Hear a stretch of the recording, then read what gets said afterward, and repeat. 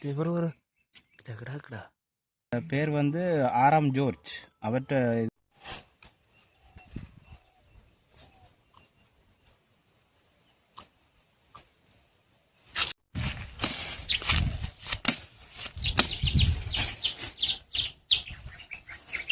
மற்ற தடி இல்லை நடுவில் உள்ளது.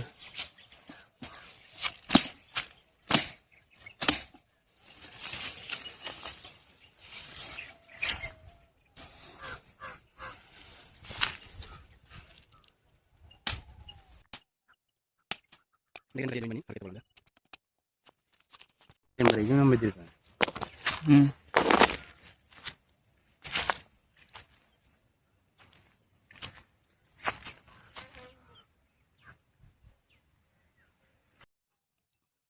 கெட்டவல் வெட்டுறதுக்கு ஏற்ற மாதிரி மண்ணு செட் பண்ணியாச்சு.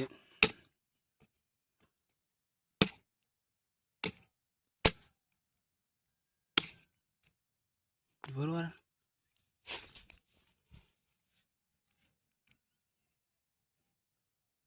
பழைய காசு உண்டு. பழைய எங்களை ஒரு ரூபாடா இதில் இருக்கோட காசு.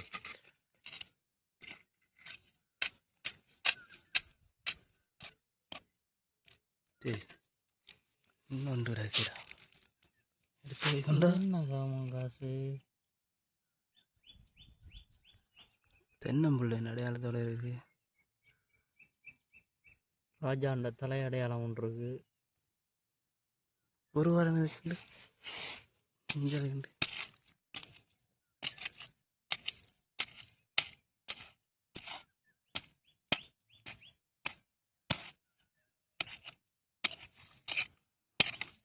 அவ்வளோதான் அனுப்பு. ஒரு கிடாக்கடா இது 10%. இதை கொண்டு இது வந்து 2%.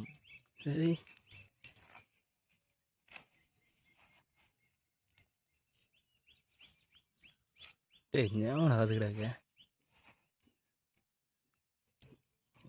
5 ஆட்டா அடக்கடா.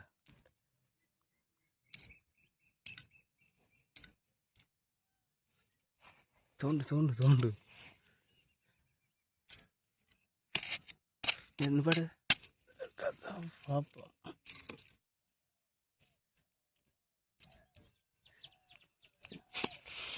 என்னன்ற ஒரே இடத்துல கிடக்கும் இவ்வளோ காசு.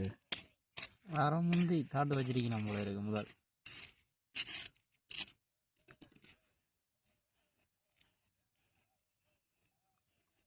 இதுதான் அந்த தென்னம்பிள்ளோடைய இல்லை. தென்னம்பிள்ளை இல்லை. இன்னொரு காசு இருக்கு. இது சதுரம். இது தெரிஞ்ச காசு தான். 5%.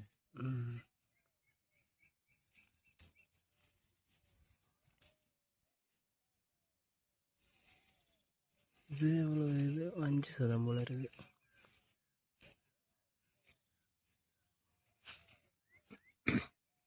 இவற்ற இது 10%. இதுதான் முதலாவது எடுத்ததுன்னு.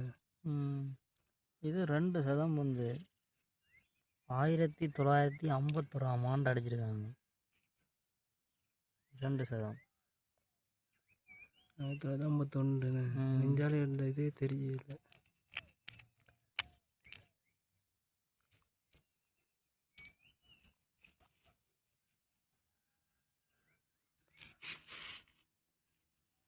இது 1940ஆம் ஆண்டு எங்களை ஸ்ரீலங்கா சுதந்திரம் அடைய முதல். இதுக்கு வேற கிண்டு பார்ப்போம். வேற இல்லையே, கிண்டி பார்த்துட்டேன். கொஞ்சம் அகட்டி கிண்டுங்களேன்.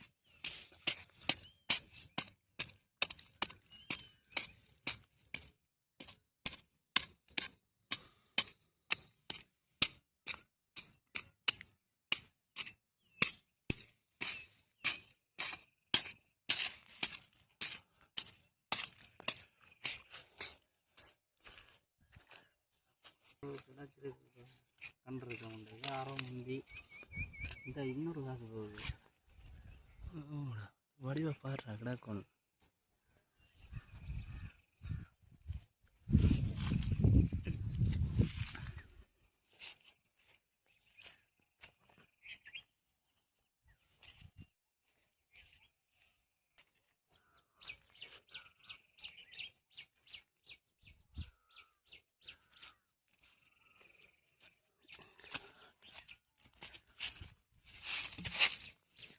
13 காசு எடுத்திருக்கோம். இது நல்ல வடிவாக இருக்கு. சின்ன காசு 2 சதம். ஸ்ரீலங்கா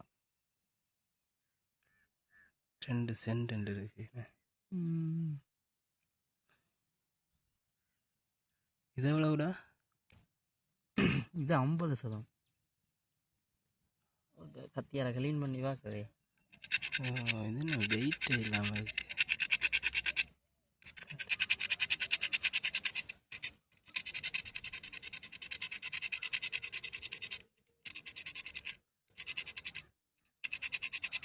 அடையாளம் அழியுதோ தெரியல. சரி அழகு.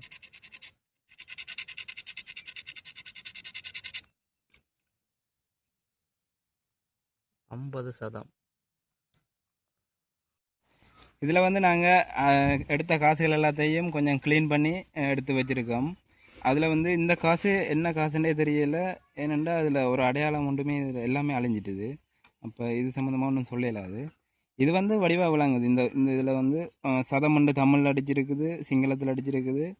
அடுத்தது வந்து ஜோர்ஜ் சொல்லியும் அடிச்சிருக்குது. இந்தியாவில் சைட்டில் ஜோர்ஜ் மன்னன் படமும் அடிச்சிருக்குது. 6ஆம் ஜோர்ஜ் இவர். ஏனென்றா அவற்ற காலத்தில் தான் இந்த காசுகள் அடிபட்டிருக்குது.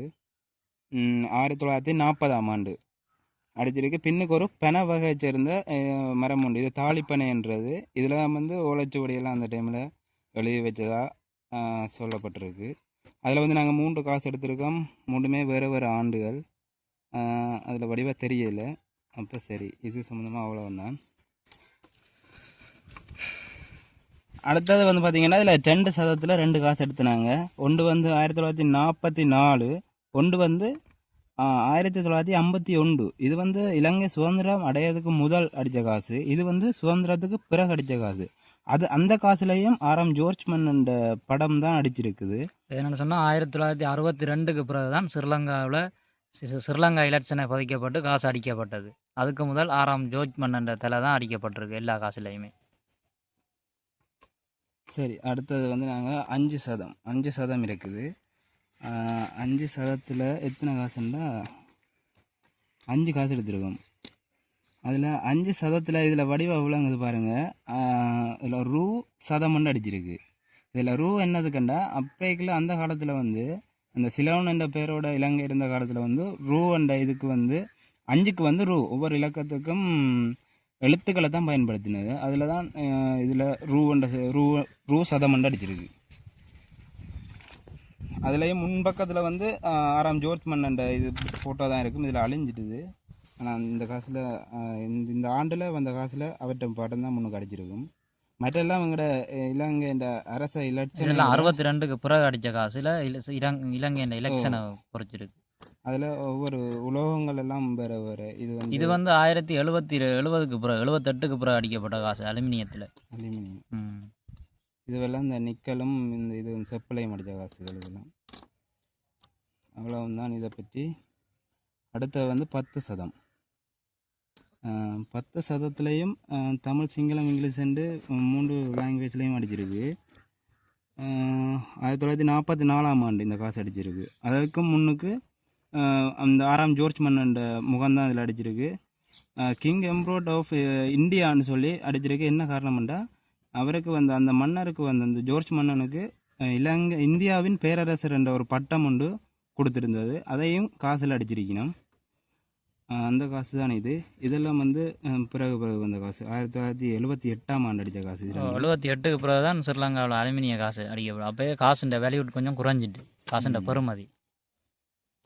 அதுதான் இவ்வளவும் இது. அடுத்த 25 சதம். 25 பார்த்தீங்கன்னா இந்த காசுக்குள்ளேயே தான் இவர் தான் சின்ன காசு.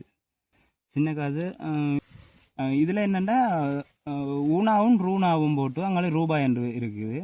ஊனாக்கு வந்து 2ம் ரூனாக்கு வந்து 5ம். அதனால் அப்படி போட்டு இதில் அடிச்சிருக்கு. அதுதான் அவ்வளோதான் அது. மற்றது 50 சதம். இது எல்லோரும் தெரிஞ்சிருக்கும். இது பழைய ரூபா. இதுவும் எல்லாருக்கும் தெரிஞ்சிருக்கும். இவ்வளோ தான் நாங்கள் எடுத்த காசு. சரி, ஓகே, இதோட இந்த வீடியோ முடிச்சுக்கொள்வோம்.